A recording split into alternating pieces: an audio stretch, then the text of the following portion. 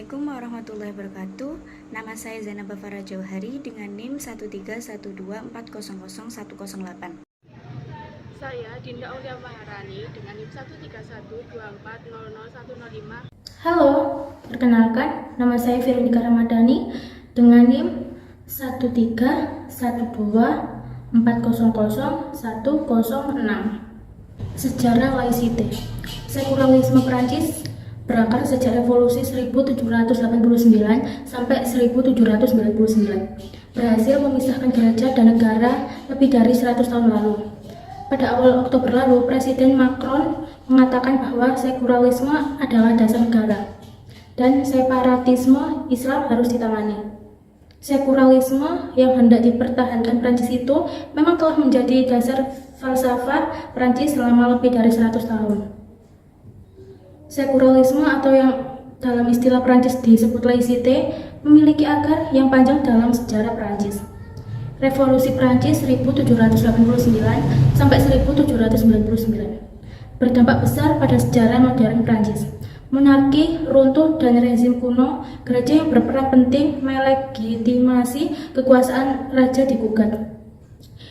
Demokrasi liberal dan sekularisme kemudian tumbuh di negeri yang selalu gaduh dari revolusi ke revolusi ini. Dalam sejarah Prancis, gereja memang posisi strategis dalam kekuasaan. Para pendeta mendapat hak istimewa, prioritas sosial, menanggung pajak lebih ringan, serta keuntungan-keuntungan terkait kepemilikan tanah. Gereja Katolik Roma juga menguasai urusan keagamaan dan memegang kendali terhadap pendidikan. Gereja berusaha untuk mempertahankan keseragaman agama. Gereja Katolik Roma adalah satu-satunya yang diizinkan mengadakan kebaktian dan menikmati kekuatan penyosoran. Namun, periode awal revolusi mulai merontoki hubungan monarki dan gereja. Pada 1790, Civil Constitution of the Clergy melucuti hak-hak istimewa atas kepemilikan tanah gereja. 2 tahun kemudian, 1792, Republik Prancis pertama berdiri dan menandai berakhirnya kekuasaan monarki. Pada ekspansi 1796 sampai 1797, pasukan Prancis yang telah menembus Jerman kemudian memasuki semenanjung Italia. Namun, pada 1901, Napoleon Bonaparte menjalin sebuah konkordat atau perjanjian antara pemerintah Prancis dengan Vatikan. Konkordat 1801 mengakui Katolik sebagai agama mayoritas penduduk Prancis dan mengesahkan dimulainya kembali ibadat umum. Pemerintah juga kembali membayar pada imam dan uskup.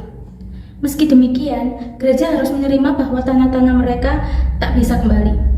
Paus Pius dan umat Katolik Prancis menerima itu sebagai harga yang harus dibayar agar ibadat umum dapat kembali dilaksanakan. Banyak mantan revolusioner terkemuka yang keberatan dengan konkordat. Mereka menyalahkan Napoleon karena meninggalkan kemenangan revolusi yang diraih dengan susah payah atas apa yang mereka lihat sebagai tahayul kuno. Monarki yang pulih pada 1815 memang tidak mencabut konkordat, tetapi revolusi 1830 mengaitkan gereja dengan ide-ide politik reaksioner. Sementara pada revolusi 1848, pemerintah Kekaisaran kedua mendukung gereja. Pada akhir abad ke-19, gereja secara jelas diidentifikasikan dengan kekuatan-kekuatan umum, kanan, reaksioner, dan kaum konservatif yang mendambakan kembali masyarakat hierarkis yang teratur. Di sini saya akan menjelaskan definisi dari laicite. Laicite adalah prinsip sekularisme dalam sistem pemerintahan Prancis, di mana laicite sendiri menekankan pemisahan antara agama dan negara. Dalam konsep ini, negara tidak boleh terlibat dalam urusan agama, dan sebaliknya, agama juga tidak boleh terlibat dalam kebijakan negara atau pemerintah. Laicite bertujuan menciptakan masyarakat yang netral secara agama di mana setiap warga negara bebas mempraktikkan keyakinan agamanya tanpa campur tangan atau dukungan dari pemerintah. Prinsip ini pertama kali diperkenalkan dalam Undang-Undang Prancis tahun 1905 yang melarang gereja dan negara untuk saling terlibat. Laicite dianggap sebagai prinsip fundamental bagi kebebasan individu dan kohesi sosial di Prancis, tetapi juga sering menimbulkan perdebatan, terutama dalam kasus penggunaan simbol-simbol agama di ruang publik. Hai guys, sekarang kita mau menanyakan pendapat ke orang random mengenai hukum agama dan hukum negara. Yuk kita cari orangnya. Nah, di situ ada orang, yuk kita tanyain. Permisi kak. Iya kak. Lagi sibuk nggak ya? Enggak. Boleh minta waktunya sebentar? Boleh. Di sini saya cuma mau menanyakan tentang hukum agama dan hukum negara. Nah, bagaimana sih menurut kakak terkait hukum agama? Apakah lebih baik dari hukum negara ataukah seimbang? Menurut saya dari keduanya tidak ada yang lebih baik kak, karena keduanya memiliki fungsi dan tujuan masing-masing.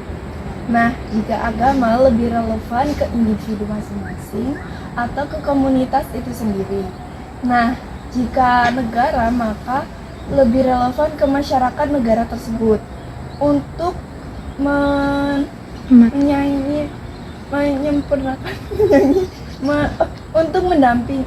untuk menyeimbangi keduanya.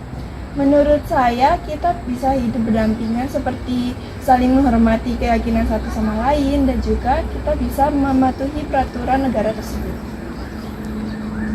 Makasih ya kak. Ya, sama-sama. Apakah laicite bisa diterapkan di Indonesia atau tidak? Laicite sebagai konsep perpecahan agama dan negara tidak dapat diterapkan di Indonesia yang berlandaskan Pancasila. Pancasila mengakui peran agama dalam kehidupan berbangsa dengan sila ketuhanan yang Maha Esa sebagai dasar moral dan etika. Sementara laicite di Prancis menekankan sekularisme yang ketat. Indonesia mendorong kerukunan antar umat beragama dan melindungi kebebasan beragama tanpa memisahkan agama dari kehidupan masyarakat. Oleh karena itu, penerapan laicite di Indonesia akan bertentangan dengan nilai-nilai Pancasila dan keberagaman masyarakatnya.